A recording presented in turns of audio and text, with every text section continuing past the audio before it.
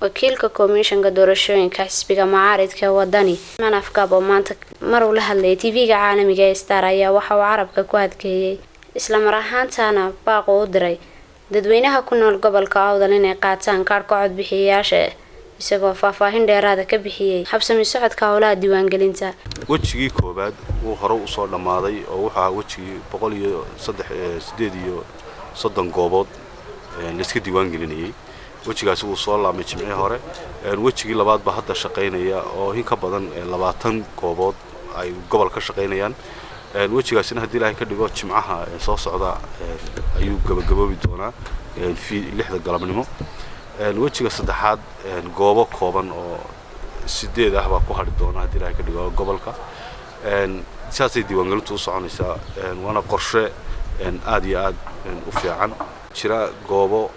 6 oo iyaguna in muddo muran ku taagnaa dalkana muddo ka harsanayd marka sharciyan dalku xukuumad buu leeyahay xukuumadda ka mas'uula in ay go'aan ka soo saarto waafaqsan sharciga oo dalka iyada ka mas'uula mana aha in ay maanta goobahaasi ay xidhnaadaan ama ay intii ay maartay xidhnaadaan ma ahayn uu yahay saddex xisbi qaran iyo xukuumadda bishan bilowgeedii si fiican ayaa looga wada hadlay waxay noqotay mas'uuliyadaasi in ay xukuumaddu qaadato qalalaasaha goobta ka dhacay sababanaag oo kale sababanaag kama mid aha in ficlan 6 goobood wuxuu yahay waa kaarka ugu cumriga dheer inta uu kaaran qaadanaynay kuma astaysna ama kuma go'na doorasho wuxuu noqonayaa mid aad qofka uu haysanayo noloshiisa Ilaahay intuu qadaro inuu doorashooyinka oo dhan ku galo ama madaxtooyaha noqoto baarlamaan ha noqoto deegaan ha noqoto waxa laga yaabaa kaarka ugu cumriga dheer inuu noqdo haddii aan nahay dadka galbeedka inagu ma kuwa diidaaba nahay dhalasho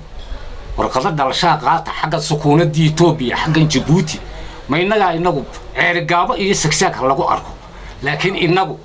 kolka horeba waxaaba inakadeeday dhalashadaadii keen markaas sidii waxaan leeyahay si degdeg ah uga qayb qaata haddaad bari calaacal lahaydeen maanta kaarka qaata ma ogolaanayno nin bilaa waraaqihi inuu gobolka dhex joogo bari Ilaahay hadduu markaan xilliga aan xilka qabano xafiisan leeyahay ma soo galayo taasi waa ta kale ninka qaata ee footayn waaya jinsiyadda labaad buu noogu qornaanaya kale inta uu xisbigan talada ay kulmiya oo talada hayo wax alla wax i'tiraaf oo la helayaa ma jiro waayo cadaaladda lunsan maxaadaanay xuquuqda bini'aadmiga oo lagu tunto aday wareeyaasha tahay aday cid kasta tahay marka i'tiraafkan meelo fara badan ilaa la awdo wax la helayaa ma jiro miyaha degmada Boorama ee xisbiga mucaaradka wadani Liban Kacabo ka jawaab bixiyay dhibaano kamid ah golaha deegaanka ee magaalada Boorama oo sheegay inay ka baxeen xisbiga mucaaradka wadani isla mar ahaantaana ku biiray xisbiga xaakimka kulmiye maalintii shalay in xisbiga kulmiye maanta xaaladiisa ay marayso intuu dadka suuqa intuu uga yeedho inuu yiraahdo macna wadani baan ka mid nahay